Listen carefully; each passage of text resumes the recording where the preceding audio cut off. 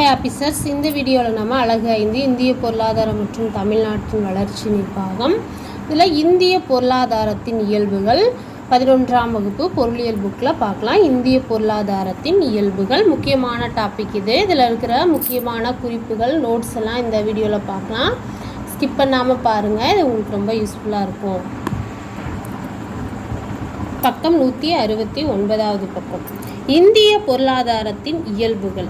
இந்திய பொருளாதாரத்தின் பலங்கள் எல்லாம் என்னென்னு ஃபஸ்ட்டு பார்க்கலாம். இந்தியா ஒரு கலப்பு பொருளாதாரம். இந்திய பொருளாதாரம் கலப்பு பொருளாதாரம் இல்லையா? இந்திய பொருளாதாரம் கலப்பு பொருளாதாரத்திற்கு ஒரு சிறந்த எடுத்துக்காட்டாக இருக்குது. இதுவும் ஒரு பலன் தான் அப்படின்னு சொல்கிறாங்க. இதன் பொருள் என்ன அப்படின்னா, தனியார் துறையில் பொதுத்துறையும் இணைந்து சீரிய முறையில் செயல்படும். தனியார் துறையும் பொதுத்துறையும் இணைந்து செயல்படுது. ஒரு புறம் மிக முக்கியமான அடிப்படை மற்றும் கனரக தொழில்கள் பொதுத்துறையால் நிர்வகிக்கப்படுதுன்னு சொல்கிறாங்க. அதே சமயம் பொருளாதார தாராளமயமாக்கலின் விளைவாக தனியார் துறையின் வளர்ச்சி முக்கியத்துவமும் பெற்றுள்ளது. பொதுத்துறையும் ஒரே கட்டமைப்பின் கீழ் இணைந்து செயல்பட ஏதுவாக இருக்கிறதுனால கலப்பு பொருளாதாரம் நம்ம இந்திய பொருளாதாரத்தில் முக்கிய பலனாக இருக்குது.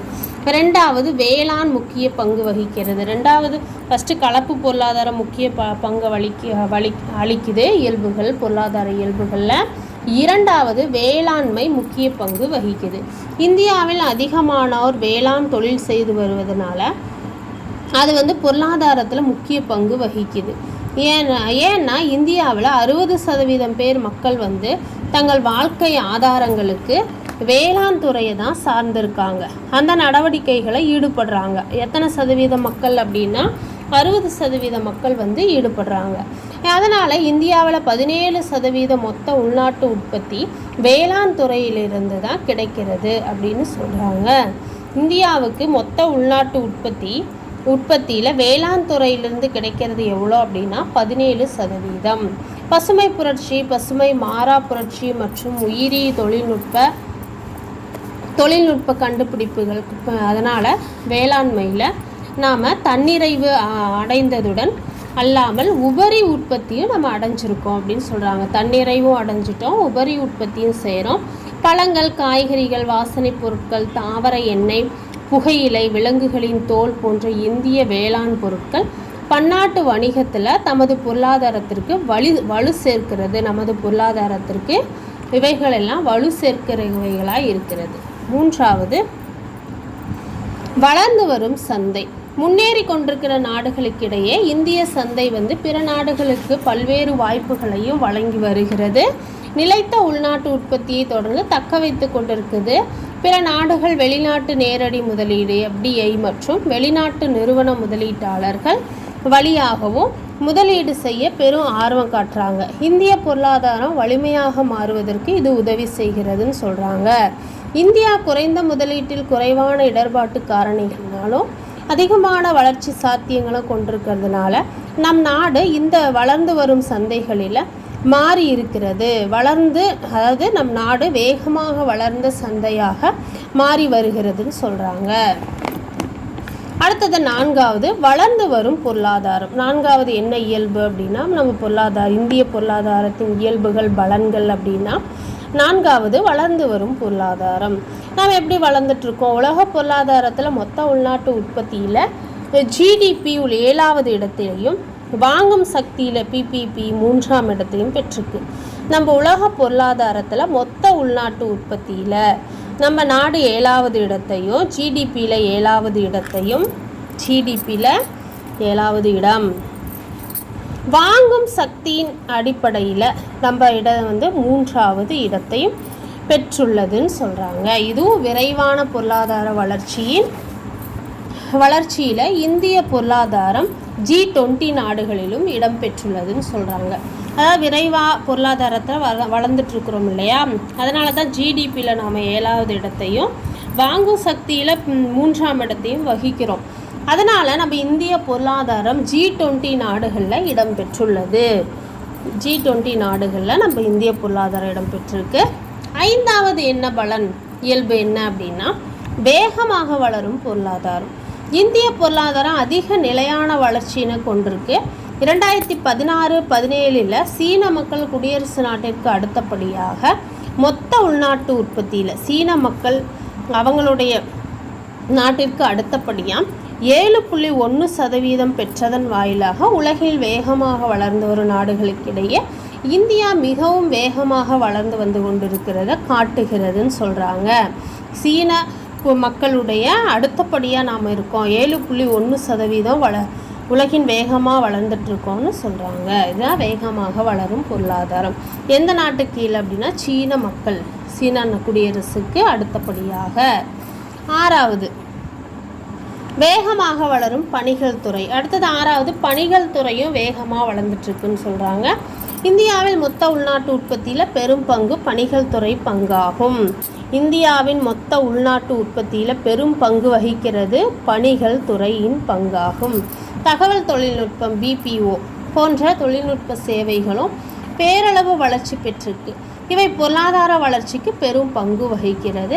இத்தகைய பணிகள் வளர்ந்து வரதுனால பணிகள் துறைகள் நாட்டை உலக அளவில் கொண்டு செல்லவும் பணிகள் துறையின் பிரிவுகள் உலகம் முழுவதும் பரவ செய்யவும் இந்த பணிகள் துறை துணை நிற்கின்றது அப்படின்னு சொல்கிறாங்க. 8வது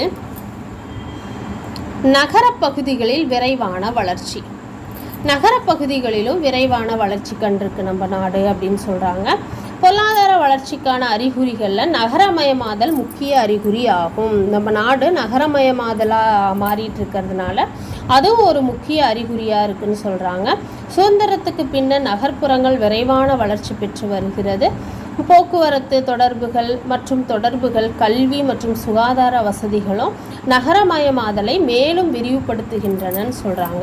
9வது என்ன அப்படின்னா நிலையான பேரளவு பொருளாதாரம். அப்படின்னா உலக நாடுகளை இந்தியா ஒரு நிலைத்த பேரளவு பொருளாதார நாடு என்பதை தொடர்ந்து நிரூபித்து தான் காட்டுது, புள்ளி விவரங்கள் நமக்கு காட்டுதுன்னு சொல்கிறாங்க. எப்படின்னா நடப்பாண்டில் பொருளாதார ஆய்வறிக்கை இந்திய பொருளாதாரத்தை நிலைத்த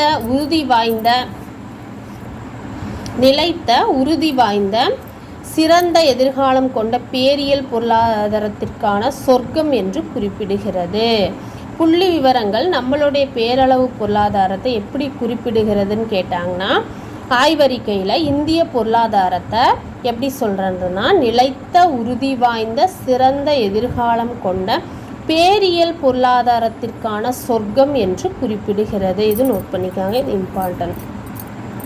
பொருளாதார ஆய்வறிக்கையின்படி 2014-15க்கான மொத்த உள்நாட்டு உற்பத்தி வளர்ச்சி வீதம் 8ஆக இருக்குது. அதை நிர்ணயித்து இருந்த போதிலும் உண்மையான வளர்ச்சி அதைவிட சற்று குறைவாக, அதாவது 7.6% தான் இருந்துச்சு. இதன் மூலமாக இந்தியா ஒரு நிறையான பேரளவு பொருளாதார வளர்ச்சி உடையது என்று நிரூபித்திருக்குன்னு சொல்கிறாங்க.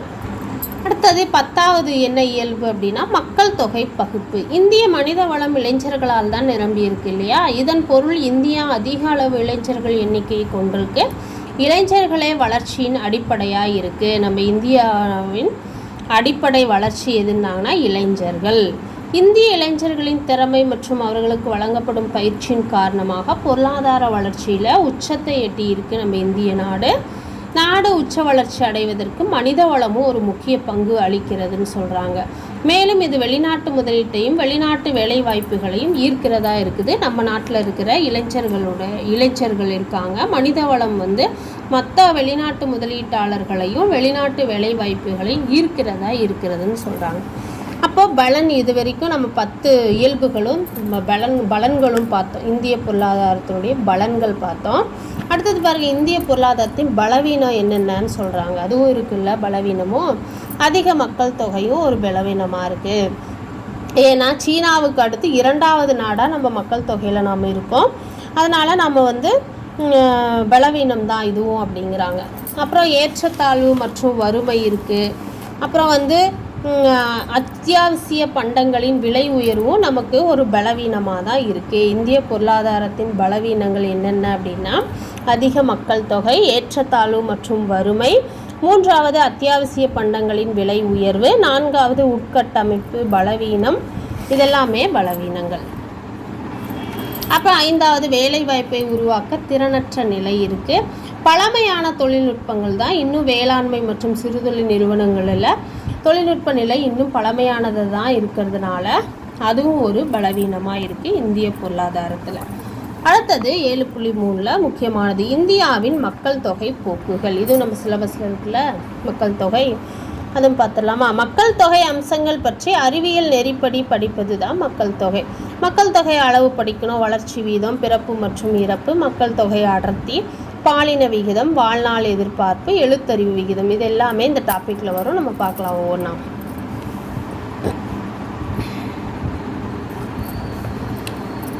மக்கள் தொகை அளவு அட்டவணையில் கொடுத்துருக்காங்க.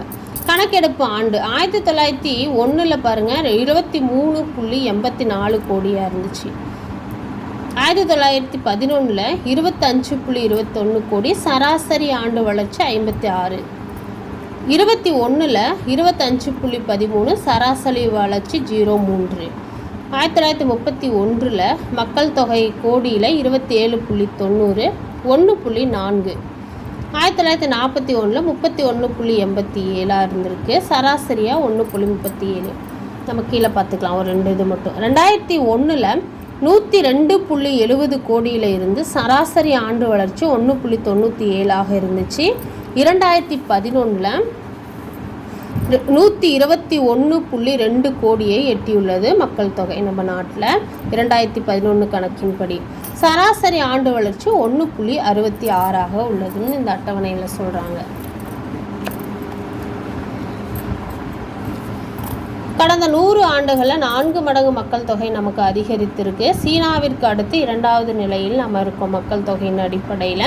உலகின் புவி பரப்பில் 2.4% பரப்பளவு மற்றும் உலக வருவாயில் 1.2% வருவாயை பெற்றுள்ளது இந்தியான்னு சொல்கிறாங்க. உலகின் புவி பரப்பில் 2.4% பரப்பளவும் உலக வருவாயில் 1.2 வருவாயை பெற்றுள்ளது இந்தியா. உலக மக்கள் தொகையில் 17.5% தன்னகத்தை கொண்டுள்ளது இந்தியா. உலக மக்கள் தொகையில் எத்தனை சதவீதம் தன்னகத்தை கொண்டுள்ளது இந்தியா அப்படின்னா 17.5%. வேறு வகையில் கூறினா உலக மக்கள் தொகையில் 6ல் 1 நம்ம இந்தியர்களாக தான் இருக்கிறாங்கன்னு சொல்கிறாங்க. உண்மையிலே உத்தரப்பிரதேசம், மகாராஷ்டிரா மக்கள் தொகை அடிப்படையில் 3வது இடம் பிடிக்கும். அமெரிக்க ஐக்கிய நாடுகளை விட அதிகமாக இருக்குது. எங்கன்னா உத்தரப்பிரதேசம், மகாராஷ்டிராலெல்லாம் அமெரிக்க ஐக்கிய நாடுகளை விட அதிகமாக மக்கள் தொகை இருக்குதுன்னு சொல்கிறாங்க. மக்கள் தொகை உலகின் பல்வேறு நாடுகளில் மக்கள் தொகையை விட அதிக அளவு உடையதாக இருக்குது. அதனால் காலரா, பிளேக், இன்ஃப்ளூயன்சா போன்ற கொள்ளை நோய்கள் மற்றும் பஞ்சம் காரணமாகவும் காலகட்டத்திலையும் 1911 21 வரைக்கும் சொல்கிறாங்க. அந்த காலகட்டத்திலையும் மக்கள் தொகை எதிர்மறையாக குறைஞ்சிச்சு.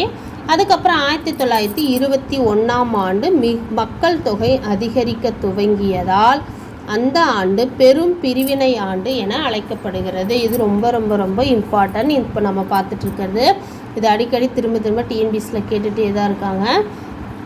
1921 ஆண்டு மக்கள் தொகை அதிகரிக்க துவங்கியதுனால அந்த ஆண்டை எப்படி அழைக்கப்பட்டதுன்னு கொஸ்டின் கேட்டால் பெரும் பிரிவினை ஆண்டு. பெரும் பிரிவினை ஆண்டு அப்படின்னாவே 21 அப்படின்னு ஞாபகம் வச்சுக்கோங்க.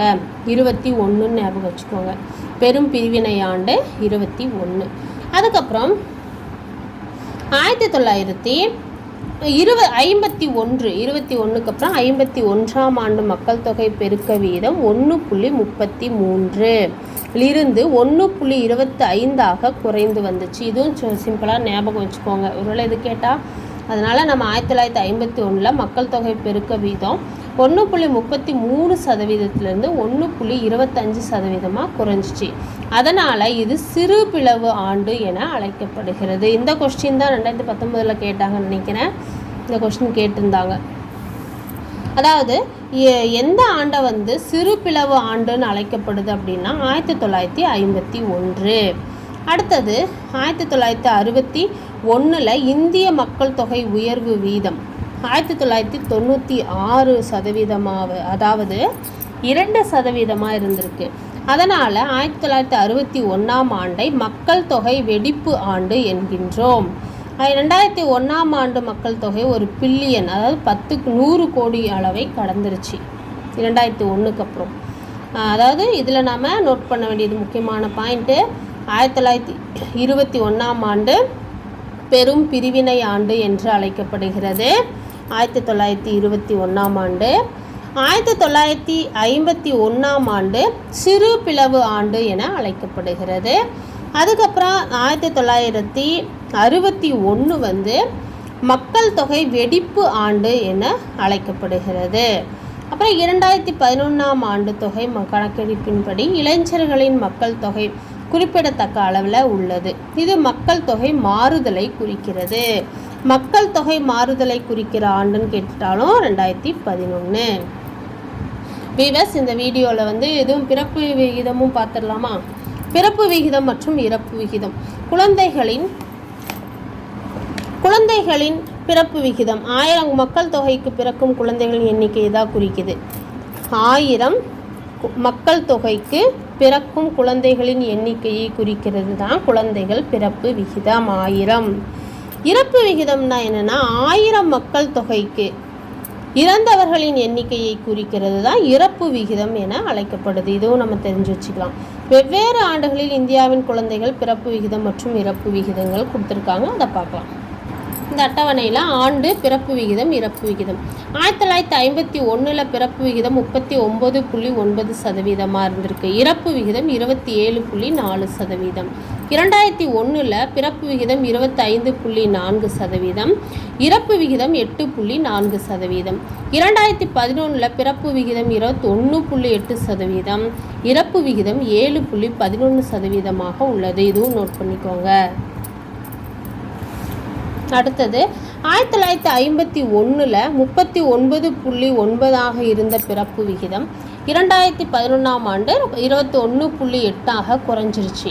ஆனால் பிறப்பு விகிதம் குறைவாக இருந்தாலும் குறிப்பிடப்படும்படியாக இல்லைன்னு சொல்கிறாங்க.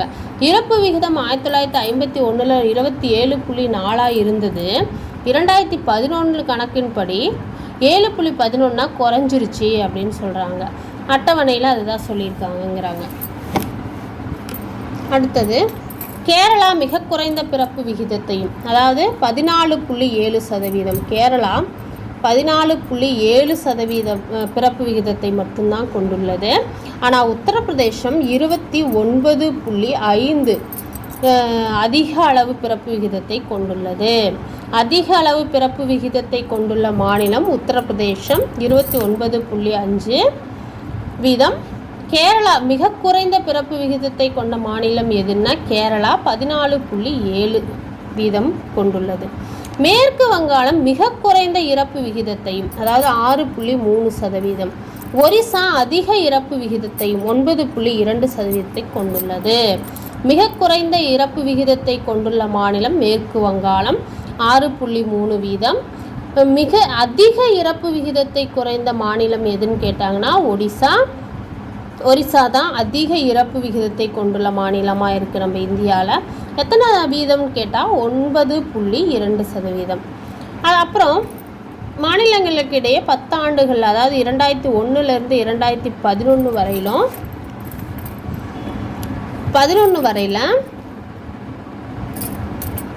பீகார் அதிக மக்கள் தொகை பெருக்கத்தையும் கேரளா குறைந்த பிறப்பு விகிதத்தையும் கொண்டுள்ளது. அதாவது பிறப்பு விகிதத்தில் அதிக முதலிடத்தில் இருக்கிறது எதுன்னா உத்தரப்பிரதேசம். மிக குறைந்த பிறப்பு விகிதம்னா கேரளா. இதே அதிக மக்கள் தொகை பெருக்கம் அப்படின்னு கேட்டாங்கன்னா கேரளா வந்து குறைந்த பிறப்பு விகிதத்தில் கொண்டுள்ளது. பீகார் தான் வந்து அதிக மக்கள் தொகை பெருக்கத்தை கொண்டுள்ள மாநிலமாக இருக்குது. கேரளா வந்து குறைந்த பிறப்பு விகிதத்தை கொண்டுள்ளது. ஃபஸ்ட்டு பீகார், மத்திய பிரதேசம் 2வது, ராஜஸ்தான், உத்தரப்பிரதேசம் ஆகிய 4 மாநிலங்களும் பீமரு அப்படின்னு அழைக்கப்படுகிறதுன்னு சொல்கிறாங்க.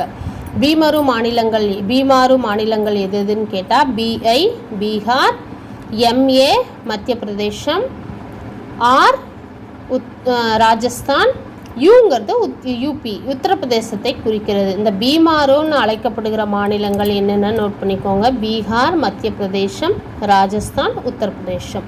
இதுதான் அதிக அளவு மக்கள் தொகை கொண்ட மாநிலங்களாக இருக்குது. பீகார், மத்திய பிரதேசம், ராஜஸ்தான், உத்தரப்பிரதேசம். இந்த 4 மாநிலங்கள் எதனால் பீமாரு மாநிலங்கள் எனப்படுகிறது அப்படின்னா அதிக மக்கள் தொகை கொண்ட மாநிலங்கள் ஆகும். அடுத்து மக்கள் தொகை அடர்த்தி.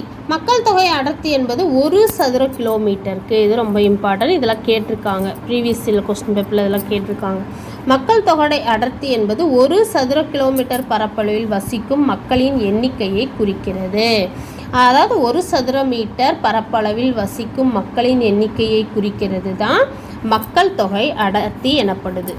அதாவது நிலம் மற்றும் மனிதன் விகித அளவை குறிக்குது. மொத்த நிலப்பரப்பை மாறாதிருக்கும் போது அதிகரிக்கும் மக்கள் தொகையானது மக்கள் தொகையின் அடர்த்தியையும் அதிகரிக்குதுன்னு சொல்கிறாங்க. இது இம்பார்ட்டன்ட்.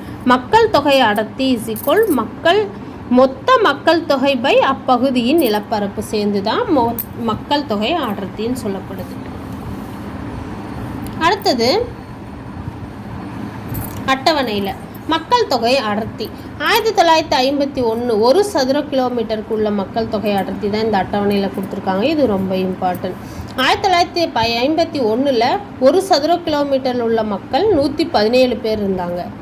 2001 1 சதுர கிலோமீட்டரில் உள்ள மக்கள் 325 இருந்தாங்க. இதே 2011 1 சதுர கிலோமீட்டருக்கு இருக்கிற மக்கள் எத்தனை பேருன்னா 382 பேர் இருந்தாங்க. இதுவும் இம்பார்ட்டன்ட். அதுக்கப்புறம் சுதந்திரம் அடைவதற்கு சற்று முன் மக்கள் தொகை அடர்த்தி 100க்கும் குறைவாக இருந்துச்சு. ஆனால் சுதந்திரத்துக்கு பின்னர் மக்கள் தொகை அடர்த்தி 1951 117 உயர்ந்து 2001 325 அதிகரிச்சிச்சு. அதுக்கப்புறமும் 2011 மக்கள் தொகை கணக்கீட்டின்படி 2011 தானே லாஸ்ட்டாக மக்கள் தொகை எடுத்தது, அந்த கணக்கின்படி அதனுடைய அடர்த்தி எவ்வளோ கேட்டாங்கன்னா 382. மறந்துடாதீங்க.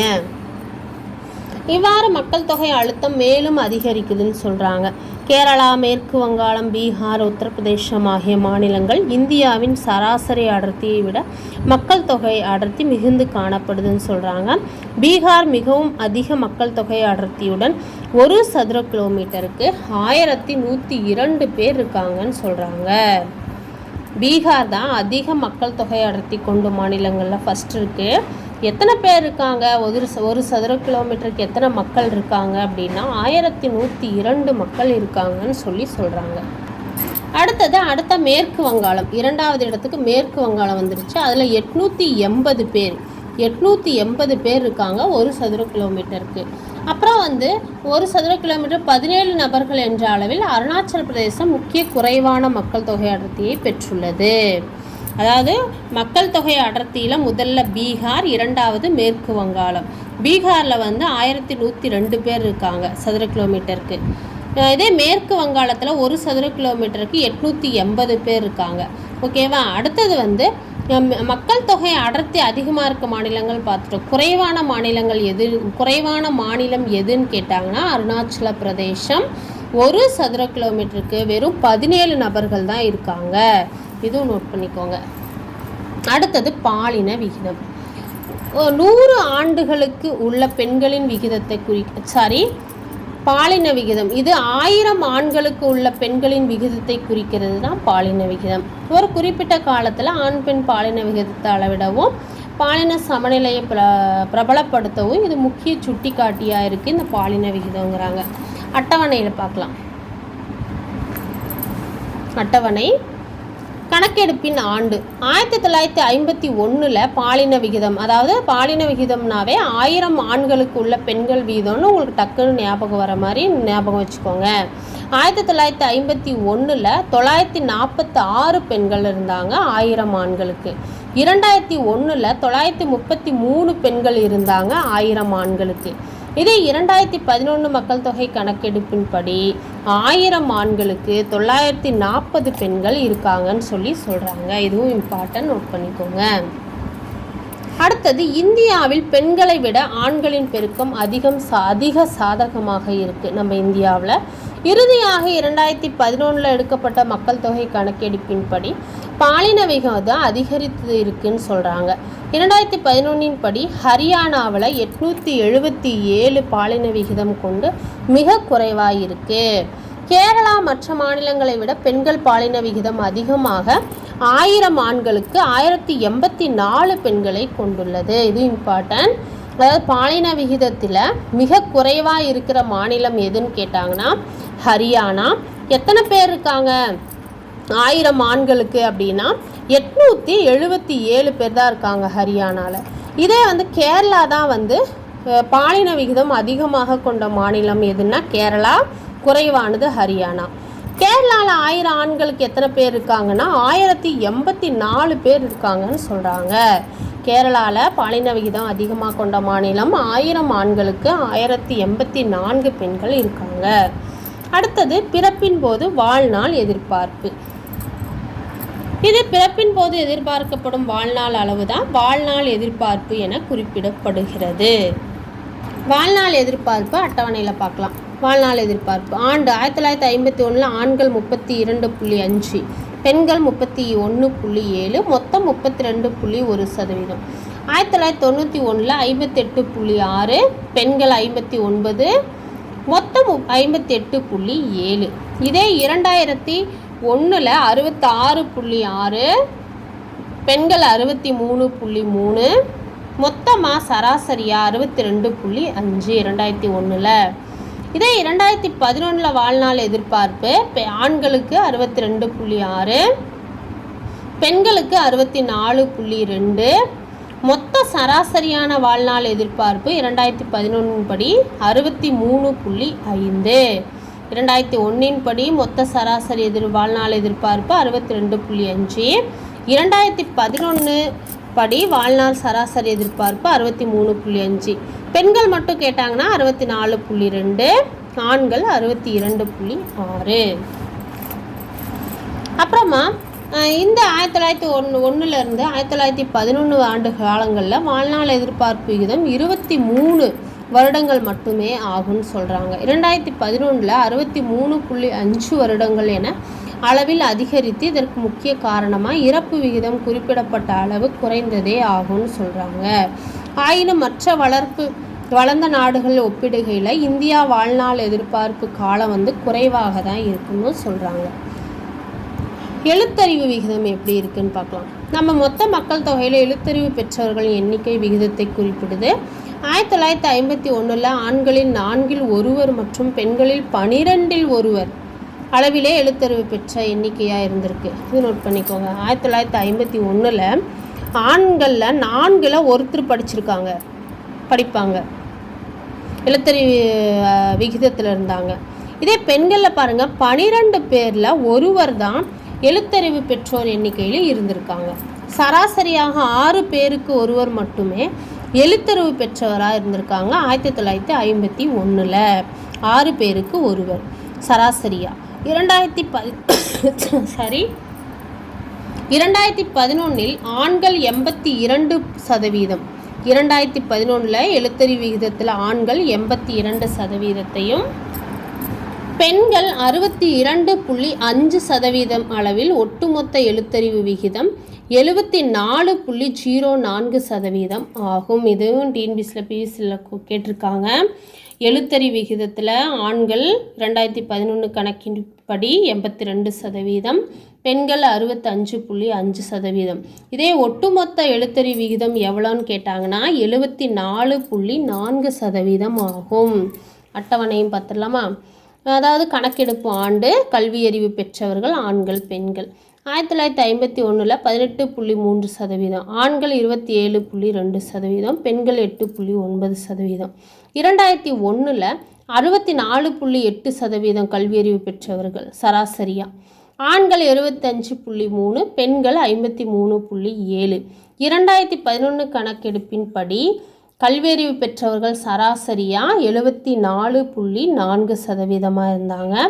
ஆண்கள் வந்து 82%, பெண்கள் 65.5% எழுத்தறிவு விகிதம் இருந்துச்சு 2011. கேரளா. அடுத்தது கேரளா வந்து 94% உடன் அதிக எழுத்தறிவு விகிதமும், மிசோரம் 91.3% அடுத்தபடியாக, கேரளாவுக்கு அடுத்தபடியாக. மூன்றாவது கோவா 88.7% எழுத்தறிவு விகிதமும் கொண்டிருந்தன.